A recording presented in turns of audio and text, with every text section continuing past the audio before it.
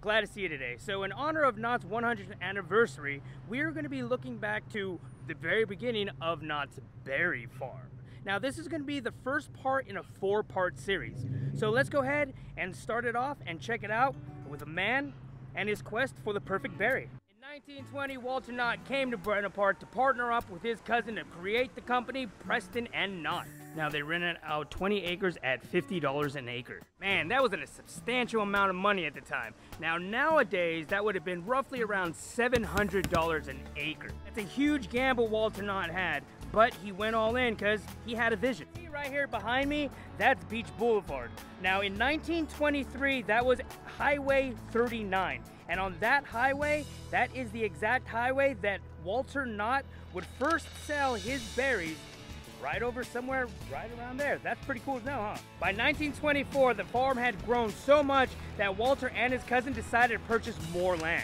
Now on this land, they grew blackberries, red berries, strawberries, dewberries, loganberries, and by 1927, they added asparagus and rhubarb to their crop. Fun fact, rhubarb is actually a vegetable, but in 1947, a court in New York classified it as a fruit so that the import cost and any additional taxes would be lowered. And one thing you do not want to do is you do not want to eat the leaves or the roots of it because it is highly, highly poisonous. Now, that same year, the lease had ended and his cousin decided to part ways. But Walter Knott was determined, so he went to go ahead and purchase additional land for what he had envisioned. And that vision was the new Knott's Berry Farm Marketplace.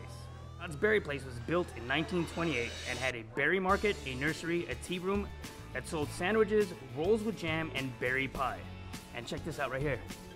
That's actually the items and the prices that they had when they first opened.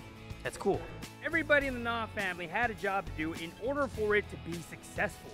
You had the kids, Elizabeth and Virginia, help out Cordelia in the tea room, and Russell would help Walter out tending the field and picking berries and also selling the berries and stuff at the market. In 1932, Rudolph Boysen in Anaheim had breeded a new berry. This berry had no name. With no luck with the crop, he gave Walter some vines. It would forever be known as the boysenberry in 1933. In 1934, Cordelia added to the menu for 65 cents her soon-to-be famous chicken dinner. So with the success of the boysenberry and the rave reviews that were going around town about Cordelia Knott's chicken dinner restaurant, dude, the lines were getting really big. So in 1937, they expanded the tea room and built the chicken dinner restaurant. The restaurant now seated 225 people, but word kept on spreading. First year, they sold 265 chicken dinners. Let's do some math real quick. So 65 cents times 265,000 chicken dinners. That first year, man, they made over $175,000, dude. And for that time, dude, that was a lot of money. So you can see how they were able to invest more into Knott's Berry Farm. And word kept on spreading. By 1938, they had to add on 2 more areas for people to sit. Now with the capability of holding 400 people, there was still an 2-3 hour line. And this bothered Walt. So he figured, hey, let's entertain the guests. So what did he do? That same year in 1937, Walter Knott decided to build the rock garden that you see right behind me.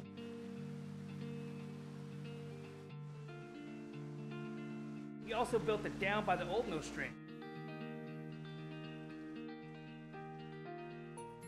They also built the replica of George Washington's kitchen. They also built a gift shop that year called Virginia's Gift Shop, which is right behind me. Now, this actually was run by Virginia Knott herself and managed. Now, there's one area of Virginia's Gift Shop that still does pay homage to how the gift shop was back in the day. So let's go ahead and check it out. So this back corner over here of Virginia's Gift Shop, this was kind of how Virginia's Gift Shop was when it had first opened. Virginia was selling more clothes like this and trinkets. It's pretty cool. So if you're ever here, definitely come back to the very back of Virginia's Gift Shop and check out all this stuff, dude. It kept on growing in popularity and people kept on coming. And it wasn't unusual to see a 4-hour wait for the chicken dinner restaurant. So they added a couple more entertainment things. And right behind me right here is one of the original stagecoaches that they had here at the Chicken Dinner restaurant back in the day. Now this right here was actually robbed by Black Bart. So this is a real big piece of history here at Knott's Berry Farm. Boom! Walter Knott had a vision in order to educate and entertain his guests. He also wanted to pay tribute to a period of time that was close and dear to him.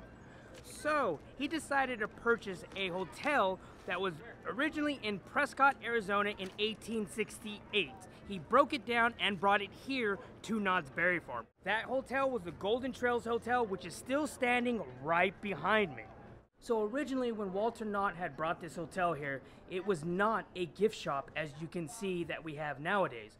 Guests would walk in to the hotel and there is a three-dimensional painting that they would be able to look at and see that had props around it, bringing the feel of that pioneer days back. So when you're here at Knott's Berry Farm, take a stop into this hotel, dude, because this hotel is a piece of Knott's history. It's been here since 1940, and it's been around since 1868, dude. It's pretty cool. A lot of history here at Knott's. And this building was the beginning, as we all know, Ghost Town. So I really hope you guys enjoyed this video. Hope you guys learned a little bit about how Knott's Berry Farm first came to be. Now, if you guys liked the video, you guys know what to do. And if you haven't subscribed, go ahead and subscribe down below, man, because it's just the beginning of the year, dude. And I'm telling you, dude, we got a whole lot of stuff coming this year. Deuces.